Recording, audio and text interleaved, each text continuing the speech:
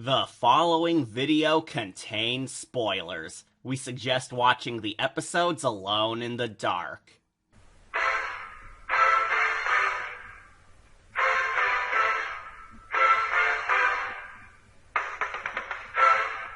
Hello, Wolfpack! We're back, and today we're doing another quick rapid-fire review spree on the hit horror series Are You Afraid of the Dark? So let's... Do it! What? Just do it! Do it? Do it! Do it! Do it? Do it! Alright, we'll do it already. These are my thoughts on numerous fan-requested tales from Are You Afraid of the Dark? Let's roll out!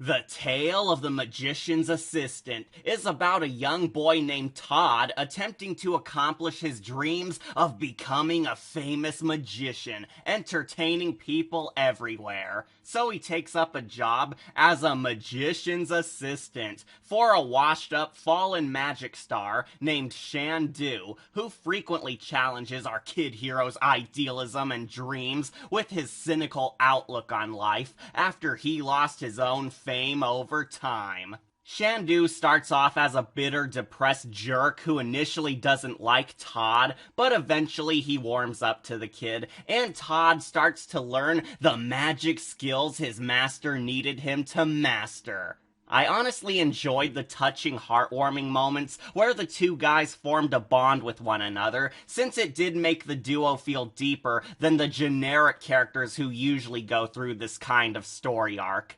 Todd realistically hates Shandu for a while since his boss is a true sink-or-swim mentor, but he overcomes his bad attitude and impresses the old hero by the end, and cares enough to understand the poor guy's fall from grace. As for Shandu, he's pretty much the typical grouchy old guy who looks down on the young people. However, when Todd masters his training, the guy starts to defrost his icy shell and reveal the good person he used to be underneath. All great stuff, naturally. However, Shandu tells Todd that he must not touch a special magic wand containing demonic powers, claiming that he got it from the Deadites. Wait, the Deadites?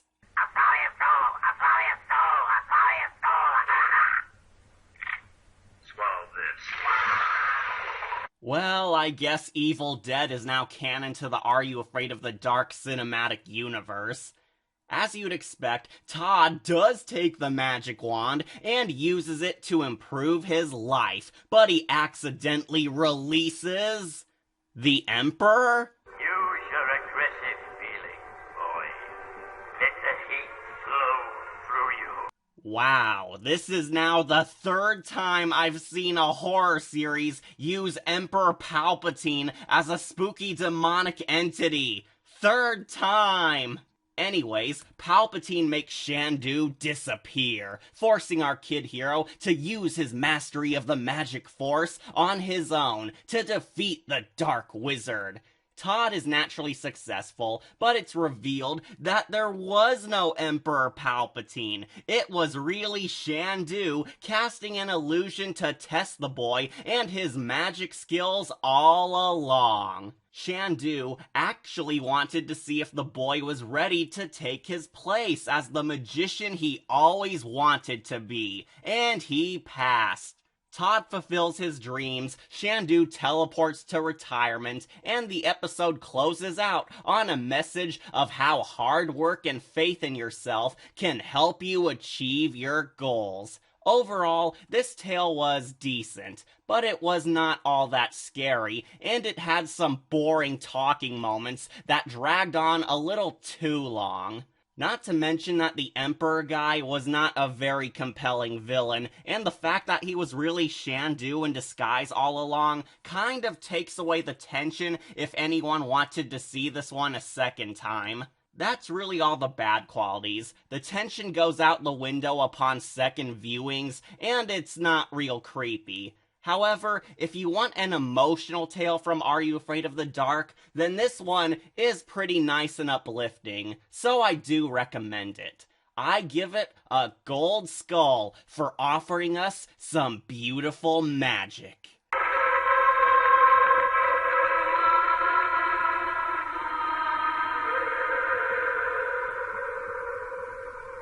Hooray! Another Sardo adventure! Oh, goody gumdrops! I said it before, and I'll say it again. I don't like Sardo. Something that also won't be helping this episode out is that it's another one of the despised tales from the infamous revival era of Are You Afraid of the Dark, which is where the show's writing began its decline in good quality. In this story, surprise, surprise, another antisocial shy kid purchases a life-changing artifact from Sardo's Shop of Horrors. Yay, the same frickin' formula we've seen 10 times in a row now. Our kid hero Max is an antisocial artist who feels like he's second banana to his more successful gifted sister Shelly, so he buys a magical drawing pencil and eraser from Sardo, since it'll help make his imagination and life problems change for the better. Max soon learns that the magic eraser can erase stuff from the real world, sending it all to a Shadow Realm world, dubbed Oblivion. Apparently, a group of magical monks use this power to help the world, but an evil Viking warlord named Kronos the Conqueror, yes, really, tried to steal this divine power, but he was erased and sent to Oblivion. The monks hid this tool away from the world to bury the power forever. But of course, our idiot salesman Sardo got his greasy fingers all over it, and sold it off to some stupid kid to abuse the power. Max erases things that bother him, like his school stuff, his annoying sister's materials, and even a Stupid dog! When his sister asks how he's doing all this, we then get the most juvenile scene in all of Are You Afraid of the Dark, where Max trolls his sister by using the magic eraser to erase Shelly's underwear. We then get a wacky reaction shot of the sister looking violated when she sees that her bra and panties magically disappeared, and the audience is supposed to laugh at that. Okay, ignoring the fact that Are You Afraid of the Dark possibly made their first date rape joke, this gag was so immature and nauseating. It's the kind of comedy you'd see in a Rob Schneider movie, not a children's horror show. I honestly thought that Are You Afraid of the Dark was above this kind of humor, but the revival episode sure proved me wrong. Anyways, the sister tries telling on Max, but then he erases his sister from reality. Our hero, ladies and gentlemen. With the help of Sardo, the boy erases himself to go to Oblivion and save her somehow. Of course, in the final act, our main villain Kronos reappears there too, explaining to the boy that this place is a purgatory realm, housing everything the magical eraser erases, including people's souls. There is literally no explanation on how this medieval Viking guy is still alive despite having no food, water, or even a toilet here in Oblivion. He's just been passing the time with random artifacts from multiple differing timelines, which only tells me that the monks completely failed to hide this power in safe hands, since it seems that many people abuse the magic eraser before if there's a car and electronics there. Like a total moron, Max asks the warlord if he can use the magic pencil and eraser to escape, where Kronos tries to kill him and take it all for himself. Max soon summons Sardo to help him, and Sardo pretty much does nothing but cry as the 8-year-olds drag him along the quest. Okay, seriously, why did this episode even bring Sardo in for the climax? He does nothing but crack jokes on his cowardice. Max tries using the eraser to erase Kronos, but he's unable to go anywhere because anything erased by the magic always comes back to oblivion. So at the last minute, the boy erases the Oblivion world itself from existence. Which actually works. What? How does erasing the Oblivion Purgatory world work when Kronos points out that anything erased just comes back to this Purgatory world? Great continuity! Where the heck does the Oblivion world even go if it's erased? To Super Duper Purgatory? It makes zero sense. Oh, and it also took our hero until the end of the episode to realize that his magic pencil can also create things in the real world and not only erase stuff. These are the people we're meant to root for? You have got to be kidding me! They're so stupid! So Max saves his sister, Sardo, and Stupid dog! where he and his sibling learn to get along, and they all live happily ever after. Yay, this episode sucked. It sucked. It sucked. It sucked. It sucked. It has lame comedy, a wasted plot, a wasted art gimmick, no scares, a weak villain, and a totally poorly written resolution that contradicts the rules this episode set up. I don't recommend it because it's stupid. I give this one a decayed skull.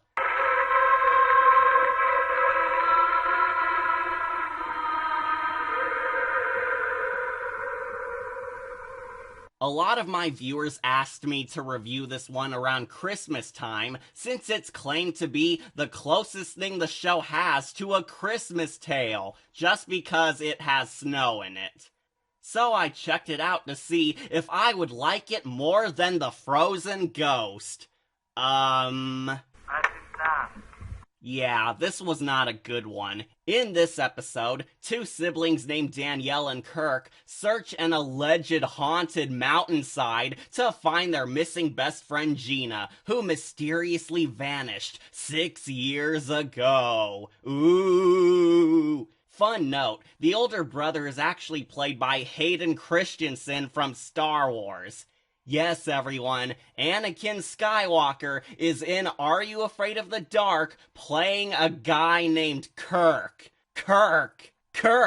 So I'll just call him Anakin in this, since that's who we all know him as. So Anakin and Danielle encounter many supernatural occurrences before eventually finding a strange old lady trapped in a deteriorating cabin far out in the snowlands.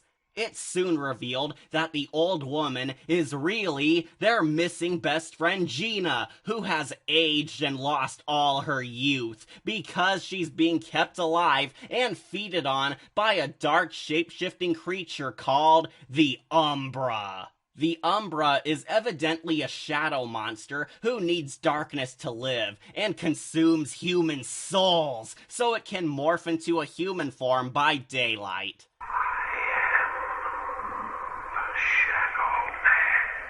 Somehow, elderly Gina has been alive, trapped in this dark cabin out in the middle of nowhere, despite not having any food, water, or even a toilet nearby, but kept a roaring fire abrew since it's bright enough to scare away the Umbra. She's been doing this for 6 years. 6 years! They expect us to believe that this old lady, without any human necessities, has survived 6 years in an old log cabin with nothing but a fire. Also, there's the huge continuity error regarding the Umbra's powers. Apparently, the Umbra cannot go out into light at all, or else it dies, and it can perish even within a human form. Then how the heck has this monster been haunting the kids in broad daylight if the light kills it? Great continuity! Blah! House! She's back! That cat girl... Who's back? What's going on? Nothing. It's nothing. I'll get you next time, girl. Next time. So anyways, Anakin comes up with an idea that Gina never did in 6 years. Reactivate the cabin's power box and turn on the light. Again, it never occurred to Gina in 6 years to force open some light sources to vanquish the beast even before she became old. So the kids reactivate the cabin's power box, and the light kills the Umbra, despite the fact that she was shapeshifted into a human form when the light was on, but who cares? The friends reunite, and Gina unrealistically readjusts to her past life despite being gone for 6 years, alone in the dark mountains, trapped with a shadow demon. This episode sucked. The characters are morons. The plot has quite a large number of holes in it. The monster is quickly embarrassed by her lame weakness to light. And the emotional moments kind of feel hollow, since there's little to no time to breathe anything in, and the characters get over stuff way too fast. This episode was worse than The Frozen Ghost, and it shows exactly why some horror shows just can't pull off loving Christmas specials. I give it a decayed skull. The plot was poorly executed, and it was just lame.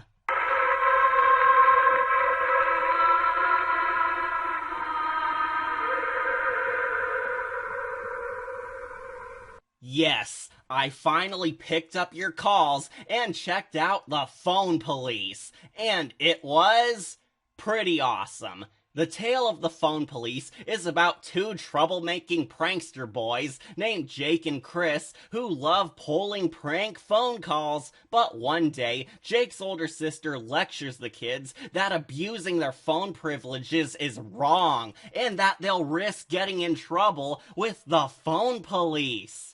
Apparently, the phone police are this secret underground Illuminati Nazi force who abduct people for not using the phone correctly, and their biggest targets are prank callers. The boys don't believe her warnings at first, until they start getting legitimately creepy phone calls from a guy claiming to need help since he's stuck in prison thanks to the phone police. Eventually, the kids go to the phone company to get this all sorted out, but dun dun dun, the phone police plan this as a setup and arrest one of the boys while the other gets away, for now. The phone police tell the kid arrested, Jake, that they're wanted for abusing the phone and they'll be in prison for a long time.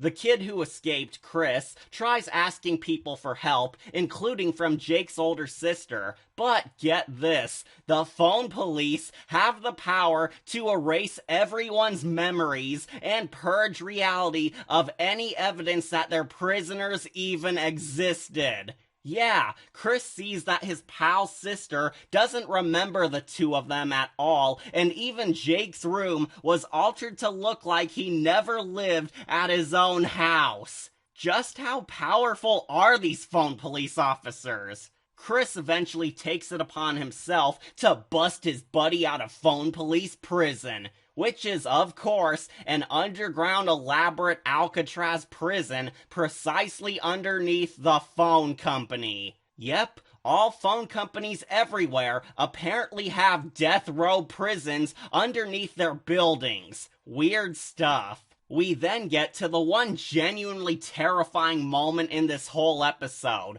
where I kid you not, while Jake sits in his prison cell, he spots another child screaming in fear and begging for freedom as the phone police drag the kid off to an unseen room where everything goes silent. The episode strongly implies that this other screaming kid was taken away to be executed, and I'm pretty much forced to assume that the phone police capped him for his crimes. The phone police took a child away to be executed for not using the phone correctly. No joke, the secret murderous police force executed a child for misusing the phone. Wow, are you afraid of the dark? That's, pretty darn grim for a kid show to go.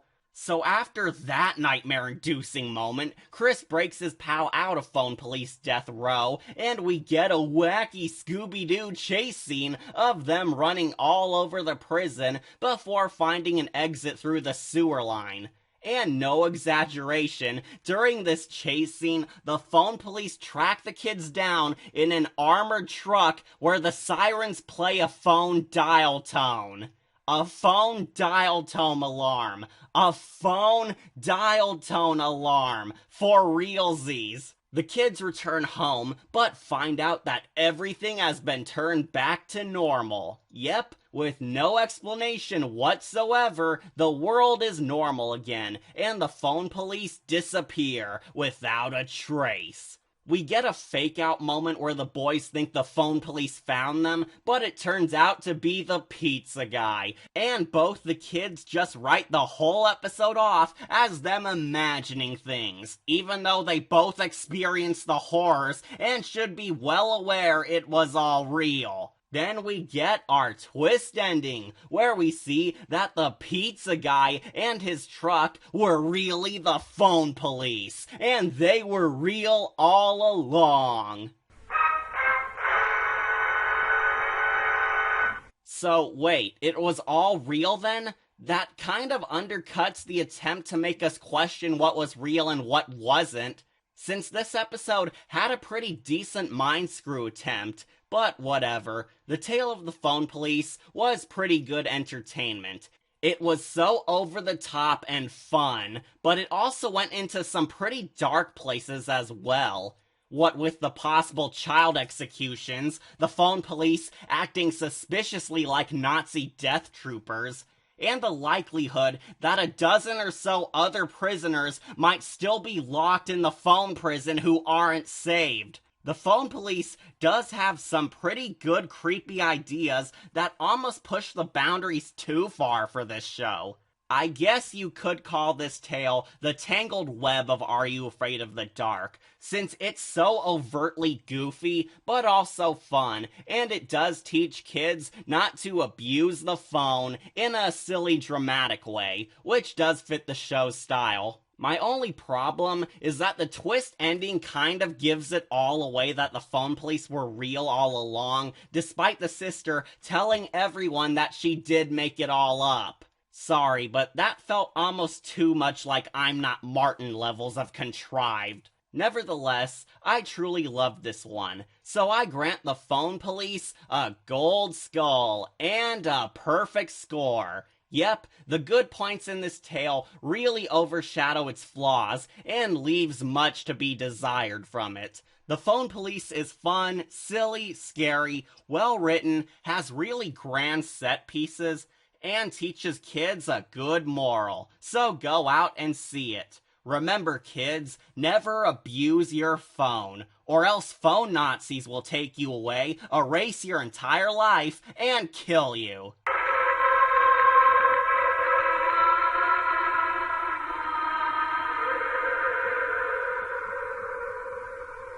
The tale of the room for rent is boring. The tale of the room for rent is boring.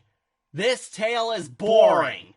In this episode, a girl named Jessie and her wacky best friend Alex encounter a spooky ghost man who is pretending to be a normal human guy renting a room out in Jessie's grandfather's house. Unbeknownst to her grandpa, the ghost is really the vengeful spirit of his old army buddy, who came back to haunt the family for revenge, since he blames the grandpa for causing his death a long time ago. We follow just about every adults being useless cliche in the book, since every time Jesse and Alex tell Grandpa that his new tenant is a ghost, he, of course, doesn't believe them.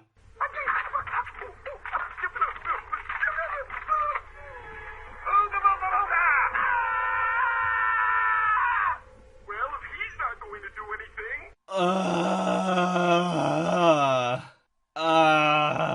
I'm just so tired of this cliche, and the fact that they play it out completely seriously all the way through this whole tale only made things worse. A huge bulk of this plot is mainly about the two girls studying who the ghost man is and learning from the psychic lady next door that the unnamed ghost man was once the grandpa's partner in the army, but he died from a faulty parachute and blamed Grandpa for it, despite the obvious fact that this was clearly an accident. Oh, but wait, we're not supposed to think it was a tragic accident, since that would give away the plot twist. Yet it's so predictable. To the episode's credit, they tried to make the grandfather seem like an ominous guy, and the girls question if he did orchestrate the ghost man's death, but it lasts for like a few seconds before we cut to more comedy from the Nancy Drew sisters. Eventually, the ghost man changes his evil plan and possesses the grandpa. That way, he can reunite with his elderly girlfriend in a new body, where we discover that the ghost and grandpa were in a love triangle competing to win the heart of the psychic lady.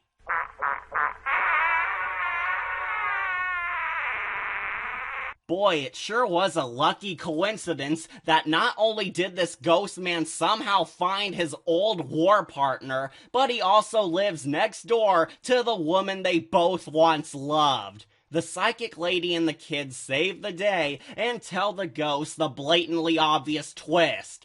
That Grandpa was innocent all along, and he felt bad for the ghost soldier's demise. The psychic lady reveals that she was going to dump the ghost in favor of Grandpa, but never got to tell either of them that before the tragedy. So the ghost man becomes good now, and lets both his revenge and his feelings for the psychic lady go, as he ascends into heaven, where the heroes say that he was not such a bad guy after all, and he just wanted true love.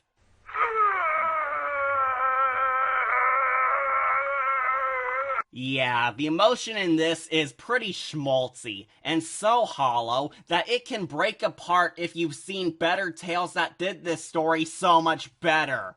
Maybe it's because I grew up on The Haunting Hour and Twilight Zone, but after watching stories like Toy Train and Grandpa's Glasses, I really wish stories like this would do more with this kind of story to make it unique, because The Room for Rent reaches some bare minimum requirements to make this work.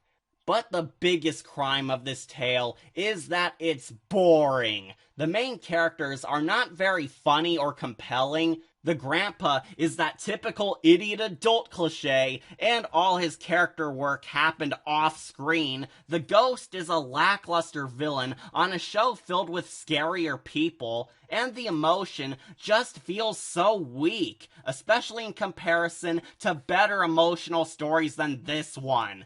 I give it a bronze skull, and only recommend watching it if you need a good catnap.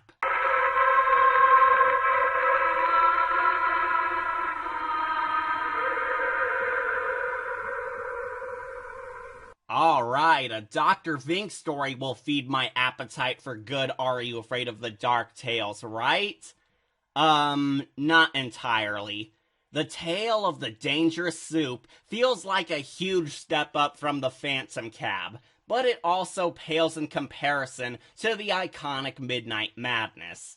In this story, Dr. Vink opens up a restaurant where he sells a fantastic soup that is so good it cleanses the soul. Our main character is a feisty young waitress played by Neve Campbell. That's right, Sydney Prescott from the Scream series herself is in this facing Dr. Vink and his crazy schemes. Sounds like good fun. Unfortunately, the episode starts to go downhill when we meet Sydney's wacky co-workers, who I think are meant to be comic relief, but they end up being annoying and are just uninteresting morons to suffer Dr. Vink's wrath. One of the other girls working at the restaurant is, no joke, an obnoxious loudmouth jerk named Jersey, who speaks in a heavy Italian accent.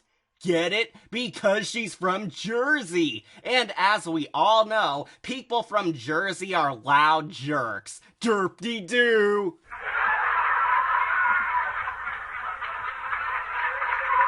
The other comic relief is not much better. We meet Neve Campbell's love interest, an equally smug jerk named Reed, who needs a job and some love in his life. He came to Dr. Vink's restaurant because many employees of his suddenly quit without warning. So to win this job from the good doctor, Reed proceeds to insult his future boss and tell him off for being weird. You moron, are you trying to not get hired? Even kids with no job experience can put it together that pissing off the boss interviewing you is a stupid idea. Dr. Vink tells Reed that he has a special dangerous soup that is so good that it takes away fear, and is so tasty that people will pay hundreds of dollars for a small bowl, which somehow wins Reed over, and against all logic, Dr. Vink hires the guy who criticizes his personality. Yeah, it's pretty much all but said that Dr. Vink is planning some vengeance on this turd and wants to gain his trust for an evil plan. It's soon revealed, in an admittedly scary scene, that Dr. Vink takes some of his bad employees to a dark secret saw death trap room where he uses a magic demonic gargoyle totem to feast on the fears of people, where the stone demon somehow transforms the fear energy it takes into liquid fear that Dr. Vink puts in his soup, since drinking the fear energy allows a person to grow strong enough to never be afraid again. So naturally, instead of using this product to take over the world, he just dumps it into soup and makes a quick buck off of it. I assume that whole movie theater idea didn't work out, and he needed the money. Honestly, this scheme almost feels like it's beneath Dr. Vink. Like his end goal is to just terrify people, make liquid fear juice, and use it to make some extra cash. Didn't you use dark magic to kill people and summon movie characters into reality last time? Now Vink just wants to be bigger than Denny's. Also, fun fact, the stone soup demon is actually an ordinary lawn ornament that you can literally purchase online. Now you can own your own dangerous soup demon for just $19.99. Buy today to quench your thirst for liquid fear and take over the world.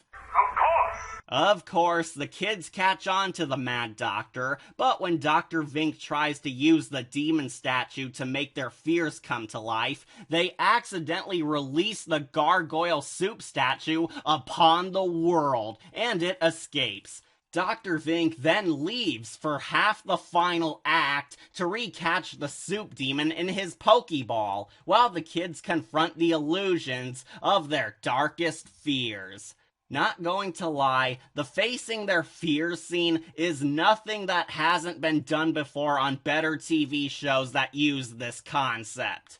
The kids seriously just tell themselves that the fears are not real and to go away, and that's all they needed to beat them. That's it. We're really missing out on Dr. Vink going on a Pokemon hunt to watch these kids scream and panic. What a wasted idea. But we get to our twist ending, where Dr. Vink still wins in the end, and locks the kids up forever inside his torture room to be milked by the gargoyle statue for fear until the day they die. First off, shouldn't this plan fail since the kids conquered their fears? And without terror, the magic statue should fail to feast on their phobias? Secondly, people would notice the kids disappearing. They were like his only workers who never quit on him, and Neve Campbell does mention that she has friends and family, so they would certainly notice her missing. In the end, this story was just an okay episode. It has cool ideas, but annoying main characters, and a plot that has a few lame moments that raise more questions than scares. The scary moments are definitely decent, and Dr. Vink is enjoyable to see again, but I stand by the Midnight Madness being Vink's best story. The Dangerous Soup is simply average, so I give this tale a silver skull. Tasty at first, but it leaves a bit of a sour afterwash.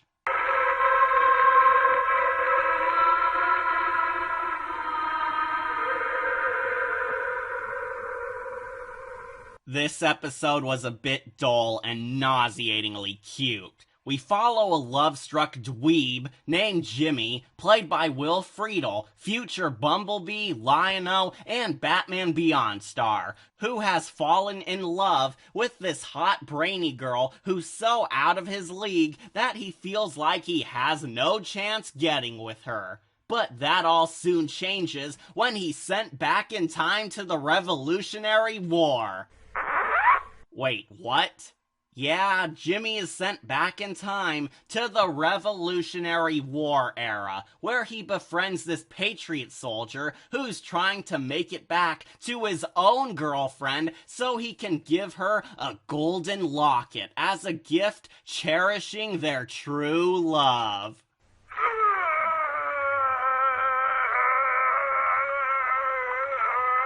The two become best dude bros. Jimmy hilariously helps the Patriot sneak past them redcoats, and both give each other good advice on the value of true love. I actually did enjoy the bonding moments between the two heroes, since they did feel real and touching. However, the biggest gripe I had with this tale is that Jimmy frequently kept returning back to the present day, where the story goes through many painful romantic comedy cliches. Of Jimmy trying to be cool to impress his crush, but ends up looking stupid. They sucked, and took away from all the tension in this plot.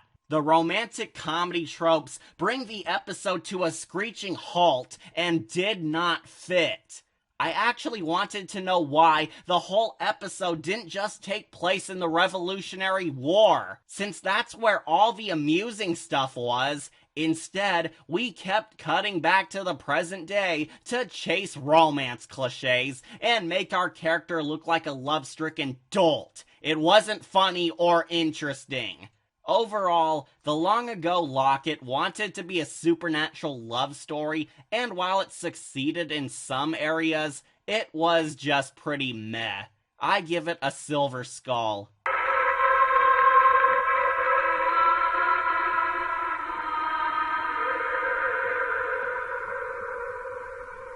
You want a game that lasts forever? Then meet my brother Wolf on D&D, because this sure ain't fun or long-lasting enjoyment.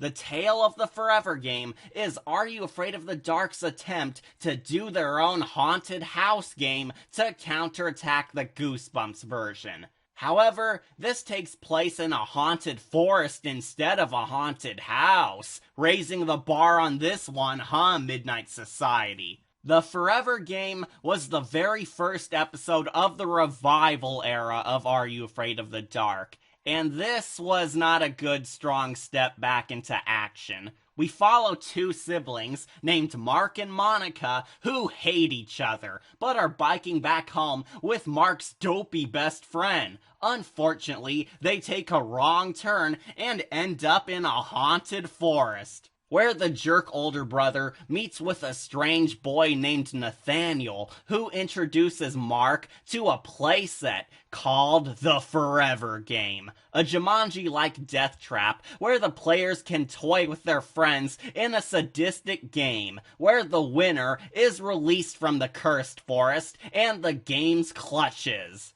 So our kid hero uses this magic board game to screw with his kid sister and his best friend because he wants to watch them squirm for a larf. Our hero, ladies and gentlemen. So the little sister and idiot friend are pretty much abused by these two jerks who laugh at all their suffering and are fighting over who gets released by the dark magic game board. The worst part of it all is that the show wants us to feel sorry for the idiot bully big brother. No, you did not mishear me. The show wants us to feel sorry for the idiot bully brother and hope he reconciles with his kid sister who he's never loved. Wow, way to turn a fun Jumanji-style adventure into the Mrs. Worthington of the show, guys. While this episode has a fun idea, where it truly fails horribly is at character sympathy. The show wants us to feel some connection and sympathy for Mark and Nathaniel, even though they both act pretty douchey in this. The big climatic scene in this is when Mark has an easy opportunity to leave his sister to die, and he can exit the game, but he doesn't take it. Despite the fact that he picks on her all the time, rubs his older age in her face, and screwed with her all throughout the story, he doesn't leave her in the Forever Game to suffer in his place. Aw, ain't that real friggin' cute. He loves to traumatize and abuse his sister, but he won't kill her. Yeah, this guy can go burn in hell. I don't feel sorry for either of these siblings. The big brother is too much of a prick to feel sad for, and the kid sister is pretty much a blank slate who's out of focus for most of the episode, and frequently getting scared by the board game monsters. Eventually, Monica and the idiot friend break the board game's power force and free everyone. Mark is impressed that his sister survived the horrors that he himself put her through, and at long last gives her the respect she deserves. And they all live happily ever after, and oh, who cares? This tale sucked. The Forever Game has unlikable characters, a wasted concept, and silly scenarios that soil most of the fun we could be having. I recommend skipping this one, since it's just a faulty game. I give it a bronze skull.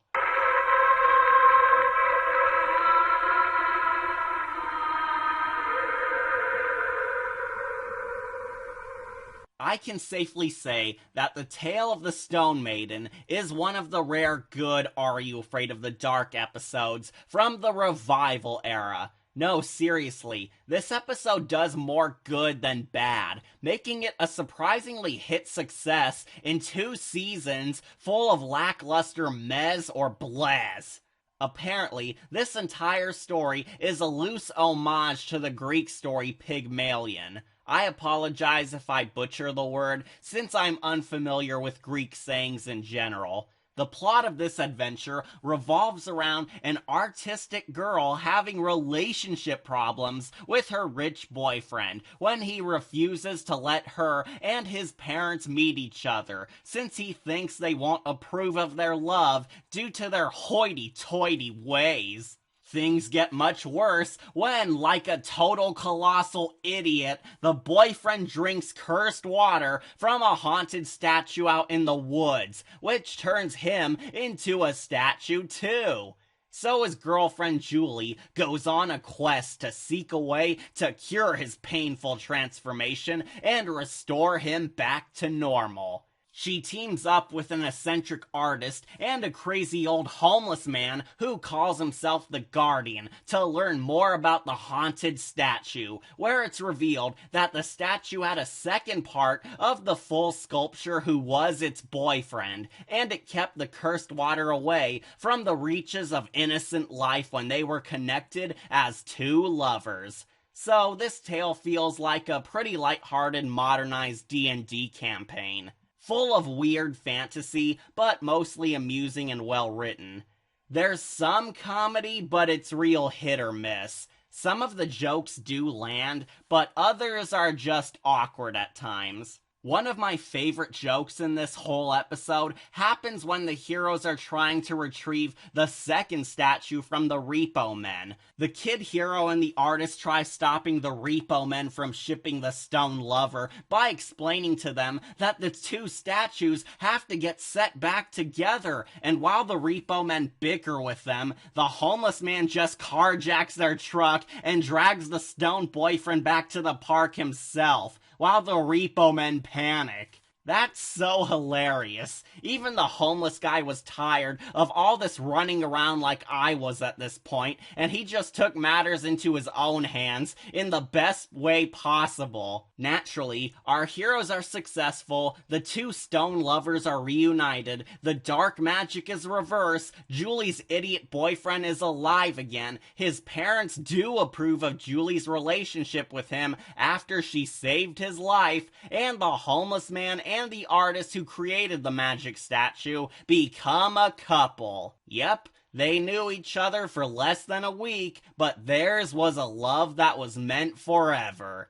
It wasn't perfect, but I thought it was a nice emotional horror story with some goofy fun and a lot of likable characters who are endearing to watch. If you love D&D side quests or lighthearted fantasy tales, then I'd recommend checking this one out since it delivers. I give it a gold skull and would defend that it's a nice work of art.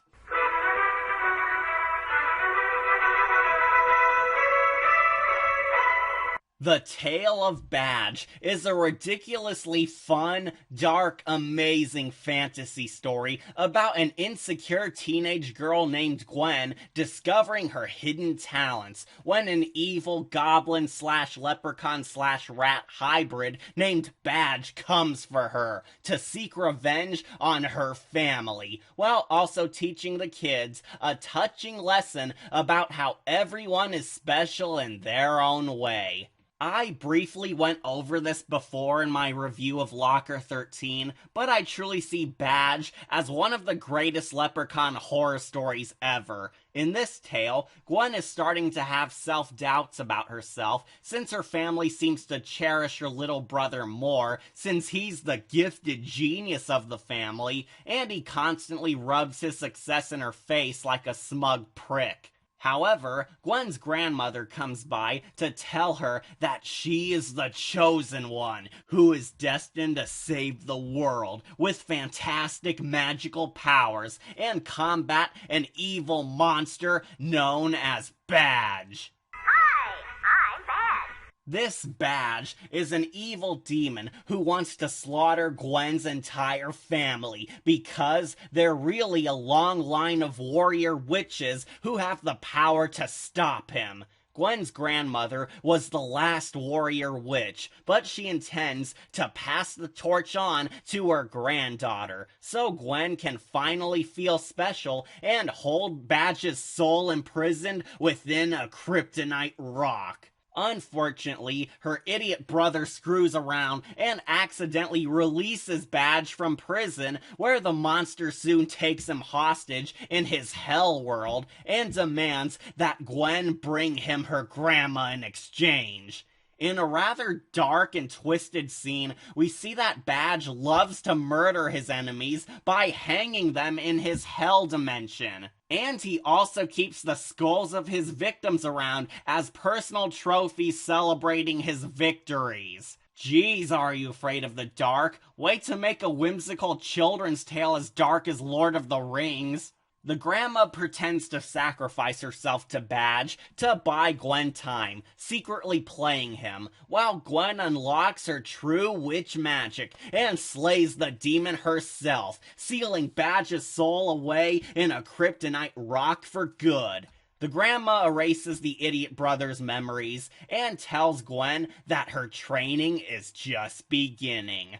I really loved this episode. The villain Badge is by far one of the scariest monsters this show ever had, his makeup job being outstanding and his actor having the time of his life traumatizing everyone. The adventure itself is very simple and straightforward, but also enjoyable and fun. The tale of Badge is pretty much both the Lots of Luck and the My Sister the Witch of Are You Afraid of the Dark? A wacky, lighthearted romp with some intense conflict and a struggle of self-worth value. Gwen is one of the most sympathetic characters ever, and has a really good character arc of going from a shy, depressed teenager into a hardened witch warrior, taking a demon head-on. Which is pretty great, of course. So I highly recommend this tale for everyone to watch, because it's the show at its most fun and whimsical. The only thing I really hated is the annoying little brother and the long amount of time it takes before Badge appears. Yet the fun second half does make the waiting worth it. So the story evens out. I give the Tale of Badge a gold skull and a perfect score. A nice message, cool concepts, and fun characters. The Tale of Badge is a magical adventure worthy of Are You Afraid of the Dark's coolness.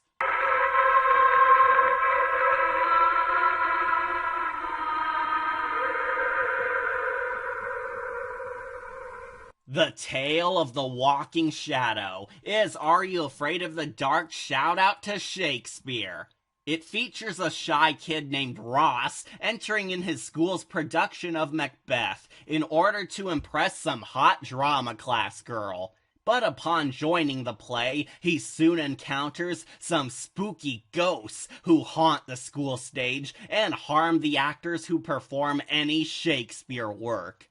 Ross soon encounters a ghost actor named Adrian who attempts to kill him numerous times, but in the end, it's revealed that the ghost was actually a tragic villain all along, who just wanted to finish his role in the class play because he died before he could do it a long time ago.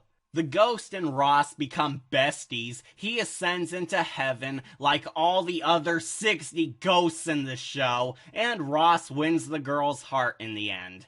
Yay! This episode was okay, but its only problems are some very dull parts that don't really bring out the excitement this episode should be having. The ghost, Adrian, is not particularly frightening, but him being a good guy who just wanted to finish his part in the Shakespeare play and quoting classic lines did add an interesting layer to his character to make him more unique. Ross is an okay protagonist, but what bore me was his frequent romantic comedy moments with his bland crush, where the show pulls out the oh-so-classic will-they-won't-they cliches to ramp up the drama. It was interesting for a while, but it got too slow in a few parts. The most unintentionally funny part of all this comes in the climax, where, I kid you not, all the drama students ditch their roles in the play to watch the fight scene between Ross and Adrian. Yes, instead of calling the police or running away or even helping our kid hero out, all the drama students drop what they're doing, walk all the way into the audience seats, and enjoy the show of the hero combating the ghost trying to murder him. Remind me to not buy tickets to this show. In the end, Ross and Adrian become bros, the play ends, and all is happy. This episode was alright. It had some decent dramatic moments and clever references to classic literature, but some slow moments and weird scenes. It evened out. So I give this one a gold skull. It's not a classic, but it's certainly one of the passable revival tales.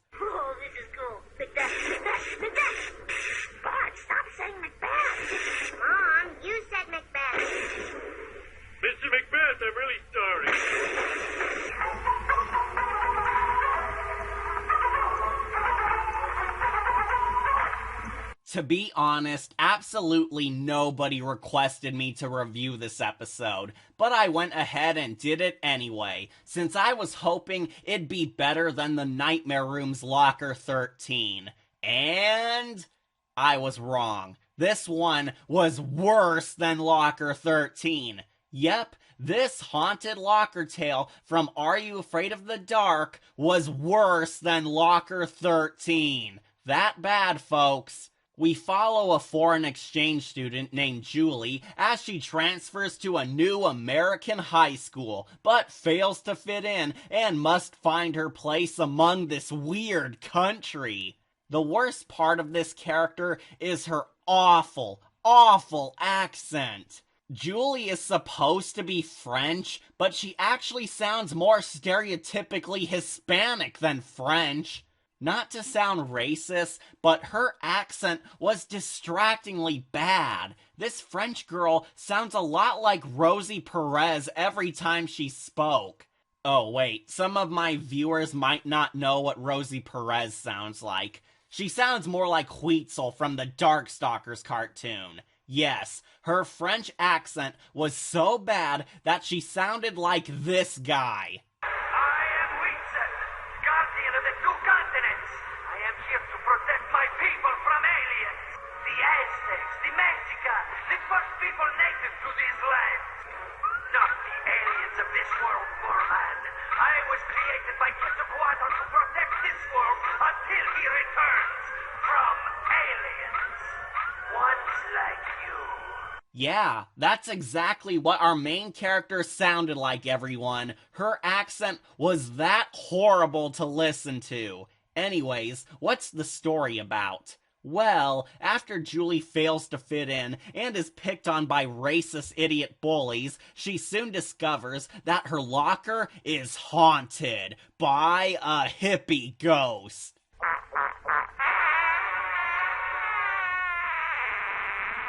A hippie ghost? Really, Are You Afraid of the Dark? A hippie ghost? Out of all the awesome, scary ideas we had, this was a concept that you absolutely wanted to do. Whatever. I suppose we needed something to up the stupid cold kid in flower pajamas.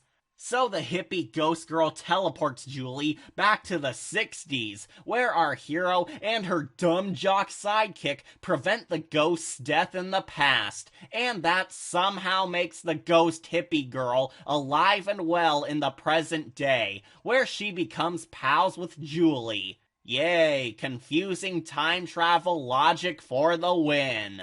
See, that's the thing about time travel, Barry.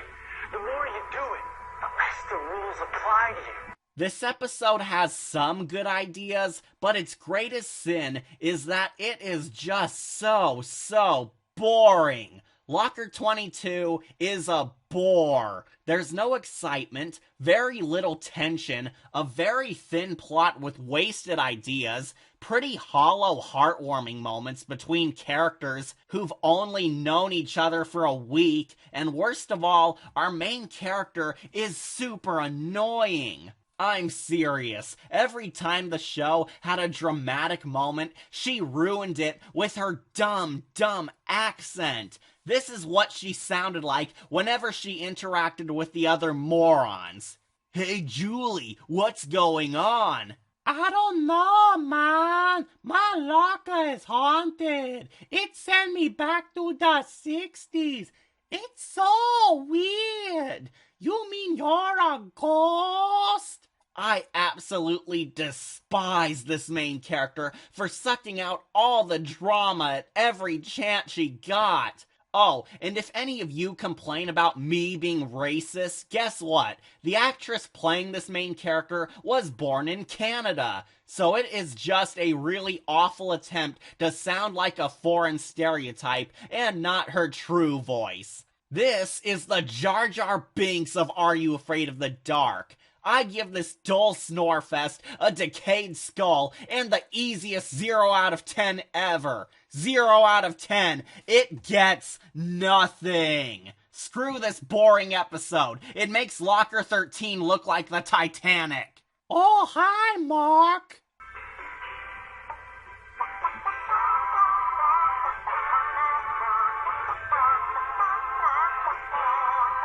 Alright, now we get to a fantastic episode. I was honestly shocked that nobody ever told me about this episode, since it was surprisingly awesome. Why, guys? Why?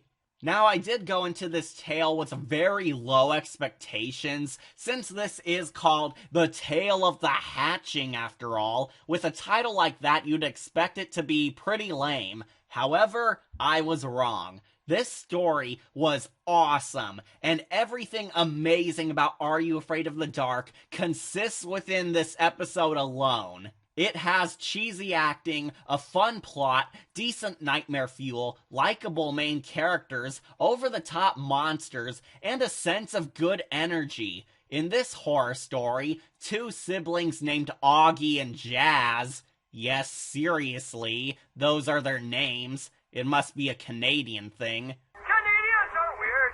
enroll at a bizarre, uptight, perfect school, where the teachers are having a weird influence over the students, making the duo suspect that something is up with this place. The two soon discover that the teachers here are all really alien lizards who are brainwashing the students into becoming their slaves and breeding special giant lizard eggs underneath the school so they'll repopulate their species and release the reptile children upon the globe, where they will then, you guessed it, take over the world. Of course. That is so amazingly stupid that I couldn't help but get sucked into the madness of this story, especially since the show was actually able to afford a sewage plant to act as an epic evil alien base and breeding room to induce the nightmares and seriousness of this tale.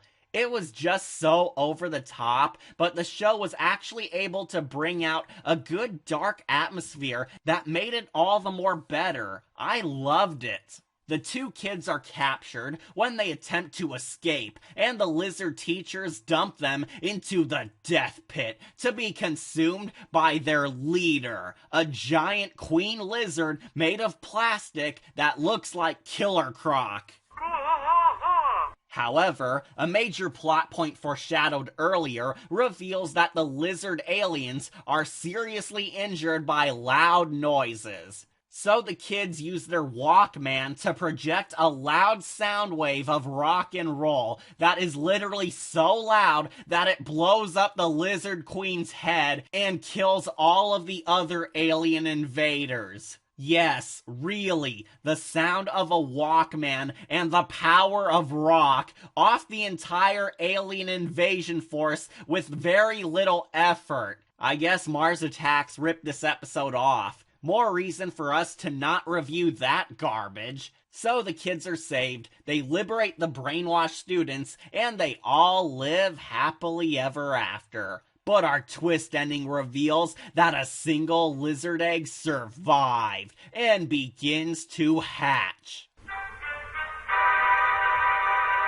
I guess this would lead into the sequel, where the lizards became chameleon people. Are You Afraid of the Dark continues its cinematic universe. However, I will confess that I did love every minute of this episode. I went in thinking it would be something stupid like Bad Egg, but it was pretty dang fun. The Tale of the Hatching is one of the greatest Are You Afraid of the Dark adventures ever, and it left me feeling a greater sense of fun than half of my sub requests did.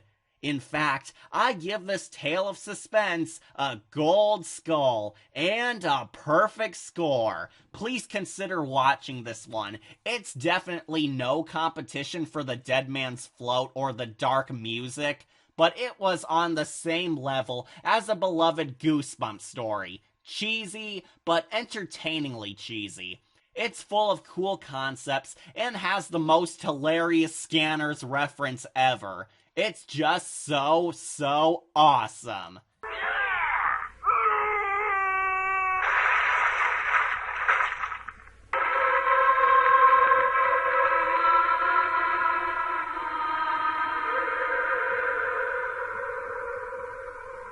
The Tale of the Night Nurse was the last episode of the entire series. So was it a good episode that closed out the classic Are You Afraid of the Dark show?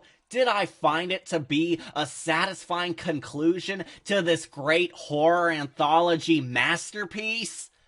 I did not. The Tale of the Night Nurse was a disappointing final episode of Are You Afraid of the Dark, and pretty much became the goodwill toward men of the series. It has an interesting idea, but fails to live up to any of its promises, and deflates around the time when we need to wrap everything up. In this adventure, two siblings named Nikki and AJ spend the winter at their grandpa's house, but of course, the house is revealed to be haunted by ghosts. Oh, but evidently, the grandpa knows this, and he doesn't care. Yeah, the grandpa knows that his house is haunted, he knows that the ghosts annoy people around him, he knows that there's something strange going on, but he doesn't give a crap. If it wasn't bad enough how they turned the grandpa into every useless idiot adult cliche in the book, they also make him an uncaring dipwad who couldn't care less about the ghosts haunting his home and assaulting his granddaughters. What a lovable guy. The twin siblings discover that the real villain in this is a ghost nurse who accidentally killed a girl who she was supposed to take care of by giving her improper medical drugs that the injured girl was allergic to. Yep, the whole haunting is caused because of an incompetent nurse who never bothered to ask the family of the patient if the injured victim was allergic to any medication. So, of course, the girls use a time-traveling dress to go back in time to prevent the tragedy from ever happening. Unfortunately, they both fail miserably, and one of the sisters is trapped in the injured girl's shoes. However, she soon finds a medic alert bracelet revealing that the dead girl was allergic to the penicillin the nurse was using, and the injection shot that was ironically supposed to save her ends up being what killed her. Now that is irony. She reveals this error to the nurse, and the ghost, who was eagerly attempting to kill both the sisters, becomes good now, and apologizes to the two after the magic of friendship resolves all conflict. Yep, all is good now, and we're seriously meant to believe that the ghost was a tragic villain all along, even though she was acting undeniably evil and attempted to kill the two. Even worse than the stupid plot twist is the blatant idiot moments scattered throughout all of this. There are constant stupid decisions made in this whole horror story. The grandpa is an idiot for just ignoring the ghost's presence at all. The two girls are idiots because they don't have any common sense. And even the ghost is a moron for acting as evil as possible despite the twist revealing that she meant well the whole time. One of the stupidest moments in this is when the girls are running away in fear from the ghost nurse, so they lock themselves in the attic. The sisters lock the attic door and block it with one small box. One small box! They block the door with a small knee-sized box. But even stupider is the ghost nurse, who actually looks around for the spare key to the attic to get through the door. You're a ghost! You can phase through the door!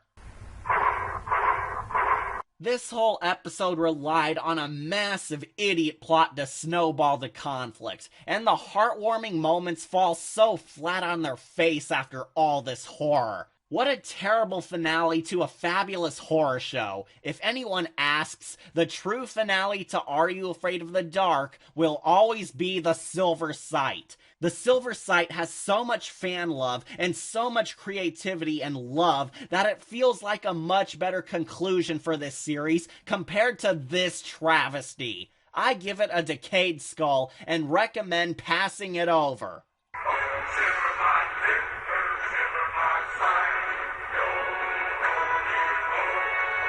The Tale of the Cutter's Treasure was Are You Afraid of the Dark's first two-parter story arc, and featured the epic crossover between Dr. Vink and Sardo the Magician, and it was alright.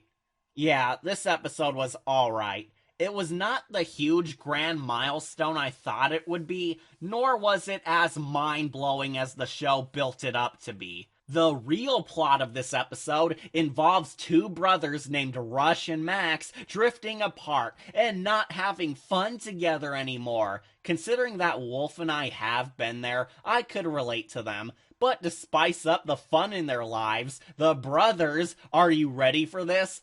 Go to purchase a magical artifact from Sardo's Shop of Nightmares to change their life.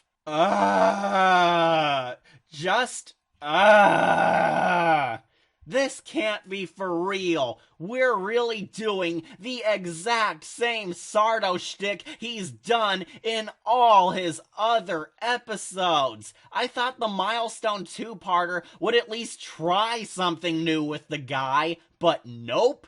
Anyways, the kids buy a magic treasure chest from our idiot salesman, and they soon discover that a magic telescope inside the chest can see ghosts. This leads to the ghost of a vile bilge rat named Captain Cutter abducting the little brother and taking him hostage, daring the older brother Rush to challenge him to a fight on Treasure Island if he ever wants to see his ever again.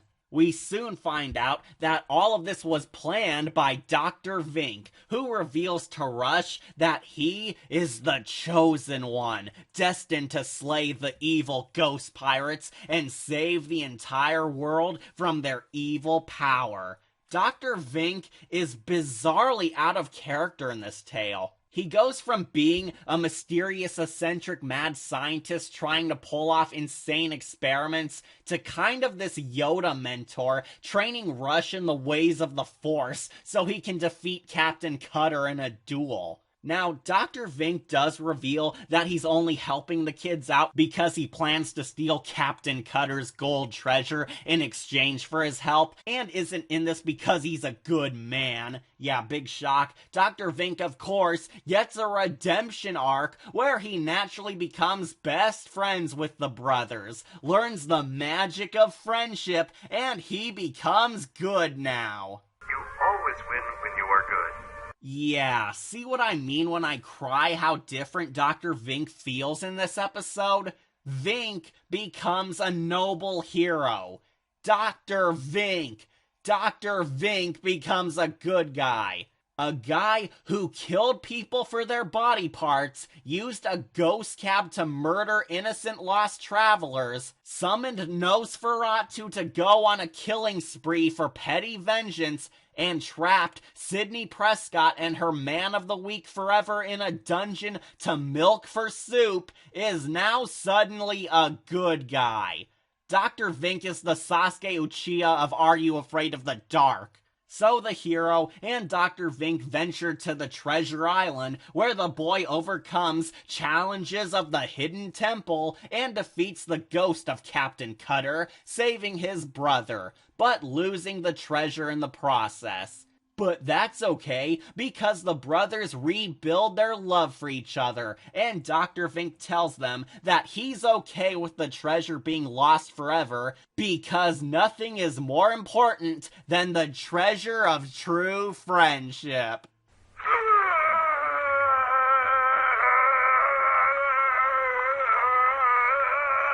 So after the ghost double dies, the boys make it home, and Vink congratulates them. But at the last minute, Sardo comes back and does his annoying stand-up comedy bit where he demands Vink pay him money for his help. Oh my gosh, we were this close to wrapping up, but Sardo comes out again and annoys me. Dang it, Are You Afraid of the Dark? Why? Sardo is not funny, and he never will be.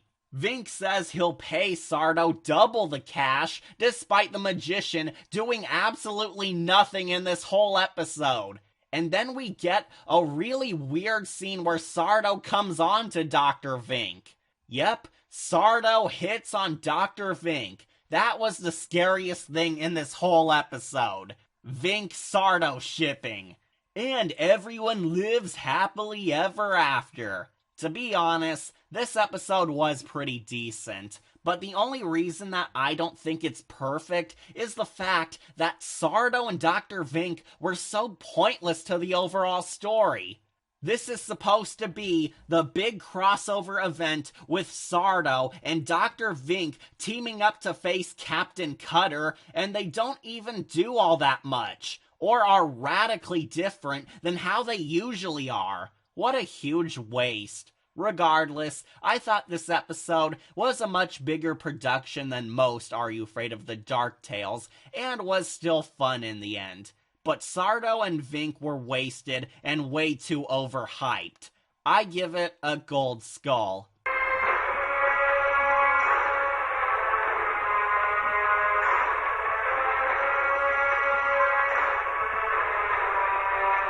Well, if you've seen my last couple of rapid-fire reviews, you know the drill. We're ending this long review on a positive note. The Tale of the Guardian's Curse is by far one of my favorite episodes out of this binge marathon. Yep, this one is a great tale of suspense I dare label as one of this show's best stories ever. We follow two siblings named Cleo and Josh Dugan who are visiting their famous archaeologist father for the week to spend some time with him. But he's too busy to be with his kids since he's studying an ancient mummy the museum just recently uncovered. By the way, the brother Josh is played by Jack Spicer from Shaolin Showdown. That's pretty funny how an evil teen genius is playing the son of an adult history genius. They learn that the mummy is a legendary demigod who is guarding a magical life elixir that can give immortality. However, the elixir has been lost over the long passage of time. But of course, Jack Spicer and Cleo find the elixir of life in a smaller box underneath the mummy's tomb and try to take it back to their archaeologist dad. But uh-oh, they stupidly drop some of the potion on the mummy, who comes back to life and chases after the kids to get the potion back. The kids desperately try to find their dear old dad, but find him missing, and desperately run around the area once they see that the mummy has come back to life, trash their house, and begin stalking them for the elixir. After a long Scooby-Doo chase scene, the kids end up trapped back in the museum, where they finally find their dad, who was also locked in the museum's storage room with them. But it's revealed that the mummy was not the true villain. The real bad guy was actually the father's evil, greedy archaeologist partner, Dr. Capel Smith, who was using the father's research to find the immortality potion all along.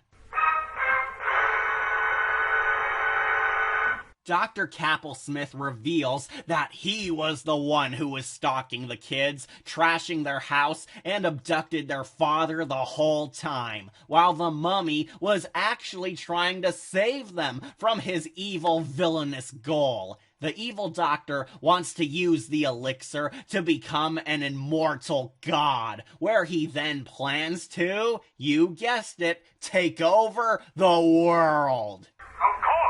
Dr. Capel Smith reveals that he also poured gasoline around the whole museum and threatens to burn it all with them trapped inside if they don't give him the immortality drink. That's pretty dark and serious for a kid show with a mummy in it. But I digress. Since the evil doctor is a pretty smart and creepy villain, they give in and hand over the drink. But the kids plan for this, since once Dr. Capplesmith consumes the immortality cola, he dies turning into stone, since the potion was incomplete and needed 2 ingredients to give the full immortality. And the doctor nightmarishly freezes dead forever. Wow, that was pretty scary. Good job, Are You Afraid of the Dark? But then the mummy comes in, where the kids make amends with her and give her back her elixir, where the mummy uses it to become fully alive again, and she transforms into a hot woman. But then, I kid you not, the children's single father then falls in love with the mummy, and the demigod mummy becomes his new girlfriend. To the show's credit, they do imply that the demigod mummy was sort of conscious all that time her body was being studied by the good archaeologists, and he says that he has had a fascination with the woman for all his life, so we're meant to view this as a happy start to a beautiful relationship. Necrophilia for the win! Okay, it's not entirely like that, she is technically living now. And in the end, I thought this was fantastic. The Guardian's Curse is like a live-action Johnny Quest adventure. It's got good nightmare fuel, intelligent writing, fun characters, serious tension, a great supernatural force, brutal death, a well-written and shocking plot, good twists you don't see coming, and is one of the show's best episodes ever. I highly recommend watching the story because it was so much fun and so impactful. I give this episode a gold skull and a perfect score. I totally loved it. The Guardian's Curse hides a lot of greatness underneath its wrapping and truly helped Are You Afraid of the Dark make a good mark on television history. Check it out. Shut up and take my money.